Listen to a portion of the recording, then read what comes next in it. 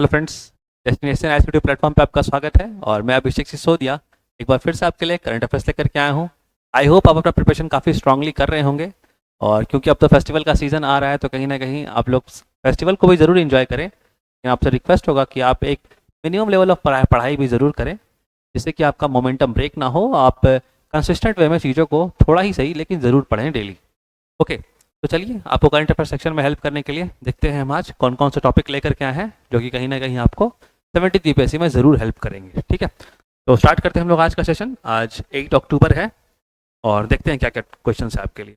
तो पहला क्वेश्चन आपके लिए है, what is the name of mission recently launched by ministry of ports shipping and waterways to promote cruise tourism in India. Okay, question क्या है, भारत में क्रूज पर्यटन को बढ़ावा देने के लिए हाल ही में बंदरगाह, नौवाहन और जल मार्ग मंत्रालय द्वारा शुरू किए गए मिशन का नाम क्या है। आपके ऑप्शंस है, A Kalash mission, B cruise Bharat mission, C Samudra mission या फिर D none of the above. कोई भी नाम जो आपको लग रहा हो, ऐसा हो सकता है, कुछ गेस करने की कोशिश करें। तो जो इसका सही आंसर है that is actually cruise Bharat mission. ठीक है ना, ये जो कलश और समुद्र दिया हुआ है ये एक्चुअली बेसिकली आपको ऐसा वर्ड्स उठा के दिया गया जिससे कि आप थोड़ा कंफ्यूज हो जाएं, थोड़ा सोचें कि अच्छा ये थोड़ा डिफरेंट नाम लग रहा है तो मे भी शायद हो सके, बट ऐसा नहीं है। ओके, एग्जाम से भी ऐसा होगा, ध्यान देना। आगे हम लोग बात करते हैं क्रूज भारत मिशन के बारे में और थोड़ा जानते हैं कि आखिर ये मिशन में क्या क्या चीज़ इन्वॉल्व है। तो देखो, union minister Sarbananda Sonowal launch the cruise Bharat mission on 30 September 2024।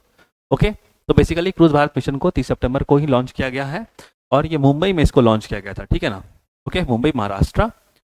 The mission aims to make India a global hub for cruise tourism and top cruise destination. बोलने का मतलब देखो, क्रूज के बारे में अगर तुम्हारे दिमाग में आए ना तो इंडिया में अभी टूरिज्म डेवलप हो रहा है क्रूज का, लेकिन फॉरेन में बहुत ज़्यादा है। अगर तुम लोग क्रूज का आइडिया नहीं है ना तो बड़े बड़े शिप्स होते हैं। ठीक है ना, एक्चुअली ये सब पैसेंजर शिप्स होते हैं। ठीक है, अब इसमें मल्टीपल डेक्स टाइप के होते हैं काफ़ी ज़्यादा। मतलब इसमें क्या होता है ना कि पार्टी वार्टी भी इंजॉय करो।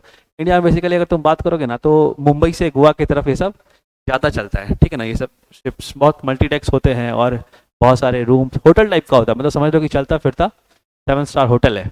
ओके, तो इकोनॉमी को भी बहुत बूस्ट करता है ये सब, जिस कंट्री के लिए भी ये काफ़ी ज़्यादा टूरिज्म जहाँ पे आपका क्रूज टूरिज्म ऑलरेडी मौजूद है। ठीक है ना, तो भारत भी ऐसा कुछ सोच रहा है, ऐसा कुछ करना चाह रहा है जिससे कि हमारे यहाँ पे क्रूज टूरिज्म का बहुत ही ज़्यादा कहीं ना कहीं एक एक्सपोनेंशियल ग्रोथ हो। ओके, जिसके संदर्भ में अभी हाल ही में यूनियन मिनिस्टर सर्बानंद सोनोवाल ने क्रूज भारत मिशन को लॉन्च किया। कहाँ लॉन्च किया है? मुंबई में लॉन्च किया है। ओके, तो आई थिंक ये सफिशिएंट होगा आपके लिए। आगे बढ़ते हैं हम लोग। ओके, पहला क्वेश्चन है आपके लिए, Mark Rutte, okay, the recently appointed new NATO secretary general belongs to which country. Okay, तो नॉर्थ अटलांटिक ट्रीटी ऑर्गेनाइजेशन के जो अभी नए सेक्रेटरी जनरल बने, क्या नाम है उनका? Mark Rutte. देखो, एक पॉइंट तो यहीं पे याद कर लो, क्वेश्चन में भी क्वेश्चन बनाया जा सकता है। ठीक है ना, हो सकता है आपको यही पूछा जाए कि नाटो के अभी नए सेक्रेटरी जनरल कौन है। Okay, north Atlantic treaty organization basically ये वेस्टर्न कंट्रीज का समूह है। ओके, जो कि कहीं ना कहीं एक डिफेंस कैपेबिलिटीज डेवलप करता है, उनके लिए एक तरह का मिलिट्री अलायंस डेवलप करता है। ठीक है ना, वेस्टर्न कंट्रीज में जो भी यूरोपियन कंट्रीज है ना, या फिर अमेरिका भी हो गया, ओके, इटली, जर्मनी, ये सब उसमें साथ है। ठीक है ना, ओके, तो क्वेश्चन है कि इसके अभी जो नए आपके सेक्रेटरी जनरल बने हैं मार्क राउट, ये कौन से कंट्री से बिलोंग करते हैं ये पूछा जा रहा है।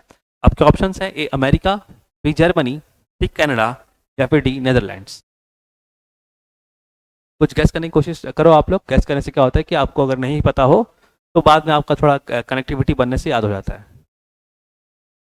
तो जो सही आंसर है ज़्यादातर निकल के आ रहा है दैट इज डी नेदरलैंड्स। ठीक है, ध्यान रखना। तो जो मार्क रूट है वो नेदरलैंड के। ओके, थोड़ा जानते हैं हम लोग, एक्सप्लेनेशन में देखते हैं इसको। तो देखो, former Dutch prime minister Mark Rutte, okay, basically मैं यहाँ बता दूं आप लोग को, डच ने जो मतलब डच कंट्री ने अपना जो नाम है 2019 में चेंज करके नेदरलैंड्स रख लिया था। ओके, तो ऑप्शन में आपको नेदरलैंड दिख रहा है या एक्सप्लेनेशन में डच है। ओके, तो कंफ्यूज नहीं होना आपको। ठीक है, former Dutch prime minister Mark Rutte has officially taken over as secretary general of north Atlantic treaty organization. Okay, जिसका हेडक्वार्टर कहाँ है? ब्रुसेल्स। ओके, तो मेरे क्वेश्चंस और एक्सप्लेनेशंस में एक क्वेश्चन के साथ साथ बहुत सारे क्वेश्चंस और आंसर भी डेवलप होते हैं, तो आप ध्यान से सिर्फ क्वेश्चन का ही सॉल्यूशन नहीं बल्कि पूरा सॉल्यूशन पे भी ध्यान दें। ठीक है ना। आगे अगर हम लोग बात कर ले तो Mark Rutte he will replace outgoing Norwegian Jens Stoltenberg. ये भी ध्यान रखो, अब आपसे अगर क्वेश्चन पूछ लिया जाए कि इससे पहले कौन थे सेक्रेटरी जनरल आपके नॉर्थ अटलांटिक ट्रीटी ऑर्गेनाइजेशन के, तो आपको ध्यान रखना है जेम्स स्टोल्टेनबर्ग, ठीक है ना। हो सकता है नाम पूछ लिया जाए कि जो अभी हाल ही में उन्होंने अपने पद से मतलब उन्होंने इस पर्टिकुलर ऑर्गेनाइजेशन को छोड़ा है या हटे हैं यहाँ से, ठीक है ना। तो जेंस स्टोल्टेनबर्ग जो कि कहाँ के थे, नॉर्वे के थे, ठीक है। उन्होंने इसको छोड़ा तो अलायंस को, who has led this alliance since 2014, जो 2014 से जुड़े हुए थे और अभी अभी उन्होंने छोड़ा है इस चीज़ को लगभग 24 में। और अभी जो नए बने हैं दैट इज डच के नए former prime minister Mark Rutte. I think बहुत सारा इन्फॉर्मेशन आपको मिल गया है, तो इसको थोड़ा अपने में स्ट्रेटेजाइज करें और याद रखने की कोशिश करें। मूव करते हैं हम लोग अगले क्वेश्चन पे। तो अगला क्वेश्चन है which G7 country has recently shut down all its coal power plants. सवाल क्या है, किस G7 देश ने हाल ही में अपने सभी कोयला बिजली संयंत्रण को बंद कर दिया है। आपके ऑप्शन है ए ब्रिटेन, बी यूएसए, सी यूके या फिर या फिर D Italy. Okay basically D होगा यहाँ पे। तो कुछ गेस करने कुछ करें आप लोग। G7 कंट्री जिसने हाल ही में अपने सारे कोल पावर प्लांट्स को बंद कर दिया है, तो देखो जो सही आंसर है दैट इज यूनाइटेड किंगडम, ठीक है ना। तो यूके ने ये काम किया है और कहीं ना कहीं क्लाइमेट चेंज को दर्शाता है, क्लाइमेट चेंज को इम्पैक्ट को कम करने के लिए यूके ने ये स्टेप लिया है। ओके तो आइए हम लोग जानते हैं इसके बारे थोड़ा, इस पर्टिकुलर स्टेप के बारे। तो देखो Britain became the first G7 country, ये भी ध्यान रखना कि G7 में पहला कंट्री जिसने ये काम किया है is Britain. Okay the first G7 country to end coal fired power generation after it closed its last coal plant. Okay question आपको बहुत तरह से घुमा के पूछा जा सकता है। G7 कंट्री से इंक्लूडेड क्वेश्चन पूछा जा सकता है कि G7 कंट्री के कौन ऐसे मेंबर है जिसने अभी हाल ही में कोल बेस्ड पावर प्लांट को बंद किया है, या फिर पूछा जा सकता है कि डायरेक्टली पूछा जा सकता है कौन सी ऐसी कंट्री है जिसने अभी अपने कोल बेस्ड पावर प्लांट्स को बंद कर दिया, ठीक है ना। तो आंसर क्या हो जाएगा, Britain. Okay this marks the end of coal fired power generation in England for 142 years. तो जो कि तुम समझ रहे हो कि काफ़ी दिन से ये सब चीज़ चल रहे थे कोल बेस्ड पावर प्लांट, अब ये कहीं ना कहीं अब बंद होने हो जाएंगे, ठीक है। मूव करते हैं हम लोग अगले क्वेश्चन पे। ओके अगला क्वेश्चन है आपके लिए mount Airbus. Okay mount Airbus recently seen in news is located in which continent पूछा जा रहा है आपसे, ठीक है ना। माउंट एयरबस जिसे हाल ही में समाचारों में देखा गया किस महाद्वीप में स्थित है। आपके ऑप्शंस हैं A Australia, B Europe, Antarctica या फिर डी अफ्रीका। आई थिंक आप लोग वर्ल्ड ज्योग्राफी में या वर्ल्ड मैपिंग में आप लोगों ने देखा होगा इस चीज़ को,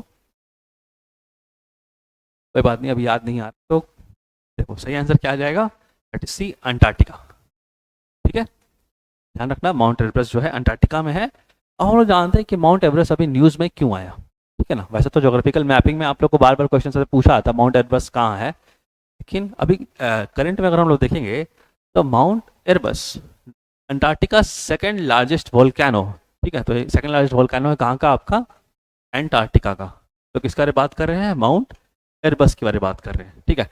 इस unexpectedly sweeping gold dust surprising scientist, बोलने का मतलब अभी जो माउंट एयरबस में जो आपके वोल्केनोज जो इरप्ट लगातार होते रहते हैं, लेकिन अभी क्या होना कि उनके इरप्शंस में कुछ गोल्ड के पार्टिकल्स देखने को मिल रहे हैं। तो इसमें क्या हुआ है कि साइंटिस्ट लोग काफ़ी ज़्यादा इसके तरफ अट्रैक्ट हो गए हैं कि आखिर गोल्ड पार्टिकल्स कैसे मिल रहे हैं, ठीक है ना। तो यही इसके न्यूज़ में आने का रीज़न है। Okay typically the volcano releases steam gases and rocks. Generally क्या होता है कि हर वोल्केनोज में यही होता है कि वो एक तरह का स्टीम गैसेस, बहुत तरह के गैसेस और रॉक्स के पार्टिकल्स रिलीज करते हैं, ठीक है। बट यहाँ पे रिसेंटली क्या हो रहा है कि टाइनी क्रिस्टलाइज्ड गोल्ड पार्टिकल्स, बोलने का मतलब कि कुछ छोटे छोटे छिद्र हैं गोल्ड पार्टिकल्स के जो कि अभी वहाँ पे रिलीज हो रहे हैं, वहाँ के डस्ट में देखे जा रहे हैं। ओके तो ये कहीं ना कहीं एक शोध का विषय एक साइंटिस्ट लोग के लिए एक इंटरेस्टिंग पॉइंट ऑफ बन के आया है।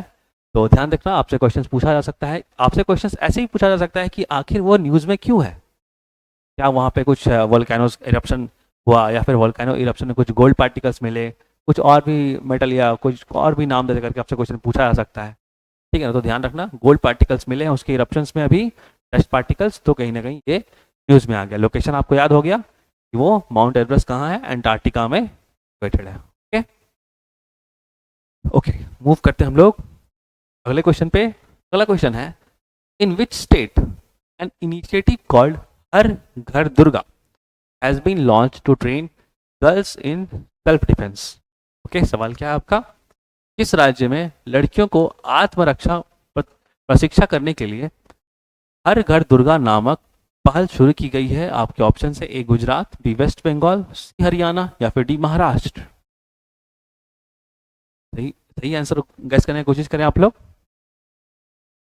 देखो जो सही आंसर हो जाएगा, हर घर दुर्गा इनिशिएटिव या हर घर दुर्गा प्रोग्राम जो अभी चला रहा है दैट इज महाराष्ट्र गवर्नमेंट। ठीक है, हर घर दुर्गा प्रोग्राम लेके आया है और बेसिकली ये सेल्फ डिफेंस कैपेबिलिटीज को बढ़ावा देने के लिए है। वो आत्मरक्षा कैपेबिलिटी को कहीं ना कहीं महिलाओं को आत्मरक्षा से वो अपने आप को डिफेंड कर पाए, उसके लिए ये हर घर दुर्गा इनिशिएटिव है। बहुत अच्छा इनिशिएटिव है और अभी पूजा का सीजन भी है, तो कहीं ना कहीं लोगों को अपने में ये भी प्लेज लेना चाहिए कि वो गर्ल्स लोग को सेफ रखने के लिए कहीं ना कहीं उन्हें ही ऐसा ट्रेनिंग दे कि वो अपना सेल्फ डिफेंस कर पाए। ठीक है ना, तो आप देख रहे हैं कि आजकल क्राइम रेट्स कितना ज़्यादा आगे बढ़ गया है। तो आइए जानते हैं थोड़ा सा हम लोग ये हर घर दुर्गा प्रोग्राम के बारे। तो देखो, with the start of Navratri festival, Maharashtra government has announced a new initiative called Har Ghar Durga to empower women in state. तो कहीं ना कहीं वुमेन एम्पावरमेंट का बहुत बड़ा बढ़िया स्टेप है आपका महाराष्ट्र गवर्नमेंट का हर घर दुर्गा इनिशिएटिव। ओके, अगर बात करें कि इसमें आखिर क्या किया जा रहा है, तो under this initiative girls studying in Maharashtra government run industrial institutions will be given free self defence training. Okay, तो बेसिकली जो भी महाराष्ट्र गवर्नमेंट के स्कूल्स में बच्चियां पढ़ रही हैं उनको सेल्फ डिफेंस ट्रेनिंग दिया जाएगा और वो भी पूरे फ्री में दिया जाएगा, मुफ्त दिया जाएगा उनको सेल्फ डिफेंस ट्रेनिंग। तो ये इनिशिएटिव है आपका हर घर माँ दुर्गा इनिशिएटिव जो कि महाराष्ट्र गवर्नमेंट के द्वारा है। ठीक है ना, आई थिंक आप लोग इसमें अब कंफ्यूज नहीं होंगे। ओके, मूव करते हैं हम लोग अगले क्वेश्चन पे। ओके, अगला क्वेश्चन है, in which of the following cities the first of its kind Bapu tower was inaugurated. बहुत इजी और बहुत इंपॉर्टेंट क्वेश्चन आप लोग के लिए 17th बीपीएससी को पर्सपेक्टिव में रखते हुए, निम्नलिखित में से किस शहर में अपनी तरह के पहली बापू टावर का उद्घाटन किया गया था? आपके ऑप्शंस है न्यू दिल्ली, बी पटना, सी गांधीनगर या फिर डी मुंबई। और ये जो भी बीपीएससी के प्रिपरेशन कर रहे हैं उनके लिए बहुत ही इंपॉर्टेंट क्वेश्चन होगा और इस क्वेश्चन को ऑलरेडी प्रीवियस क्लास में डील किया गया है। ओके, तो जो भी 7 अक्टूबर का करंट अफेयर्स है आप वहाँ देख करके इसका डिटेल आंसर जान सकते हैं और इसका सही आंसर मैं चाहूँगा आप लोग कमेंट बॉक्स में कमेंट करें, काफ़ी इजी क्वेश्चन है। ओके, तो आई होप आप लोग का आंसर जरूर कमेंट में आएगा और इनकेस आपको नहीं पता है तो 7 अक्टूबर का करंट अफेयर्स देखें, उसमें आप लोग को इसके साथ और भी 7-8 क्वेश्चंस के डिटेल सॉल्यूशन मिलेंगे जो कि कहीं ना कहीं आपके लिए बहुत कारगर साबित होंगे। ओके, मूव करते हैं हम लोग अगले क्वेश्चन पे। अगला क्वेश्चन आपके लिए है, recently which ministry has launched the Jal Hi Amrit programme. Programme का नाम क्या है? Jal Hi Amrit program to incentivize states UTs to promote efficient reuse of water. काफी लंबा क्वेश्चन हो गया, मैं हिंदी में रिपीट करता हूं आप लोग के लिए। हाल ही में किस मंत्रालय ने पानी के कुशल पुनः उपयोग को बढ़ावा देने के लिए राज्यों और केंद्र शासित प्रदेशों को प्रोत्साहित करने के लिए जल ही अमृत कार्यक्रम शुरू किया है? आपका फोकस होना चाहिए जल ही अमृत कार्यक्रम पे। आपके ऑप्शंस है, इसको कौन से मिनिस्ट्री ने चालू किया है? आपके ऑप्शंस है ए ministry of Jal Shakti, B ministry of housing and urban affairs, C ministry of urban development या फिर D ministry of environment forest and climate change. काफ़ी कंफ्यूजिंग हो सकता है ये क्वेश्चन आप लोगों के लिए कि मैं भी देख पा रहा हूँ कि कुछ मिनिस्ट्रीज ऐसे हैं कि जो कि डायरेक्ट रिलेशन है, एनवायरनमेंट हो गया, वाटर हो गया, ठीक है ना, और हाउसिंग अफेयर्स। देखो जो सही आंसर है वो हो जाएगा मिनिस्ट्री ऑफ हाउसिंग अफेयर्स। ठीक है ना, ministry of housing and urban affairs, ये ध्यान रखना। आवास और शहरी मामलों के मंत्रालय ने आपका नया प्रोग्राम लॉन्च किया है, उसका नाम क्या है? जल ही अमृत है या फिर जल ही अमृत प्रोग्राम। ठीक है ना, थोड़ा जानते हैं इसके बारे में। तो देखो, the ministry of housing and urban affair, जिसको हम लोग महुआ ही बोलते हैं।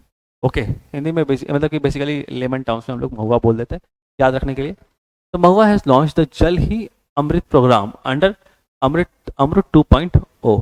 Okay, to enhance the quality of treated waste water and promotes its recycling in urban area. Basically urban areas में वाटर को रीयूज करने के लिए ये सारे इनिशिएटिव हैं, वाटर को ट्रीट करके उनको क्या है कि रीयूज किया जाए, क्योंकि आपको पता है कहीं ना कहीं वाटर क्राइसिस या में कुछ स्टेट्स में ज़रूर है, ठीक है ना, जिसके लिए सब स्टेप लिए जाते हैं।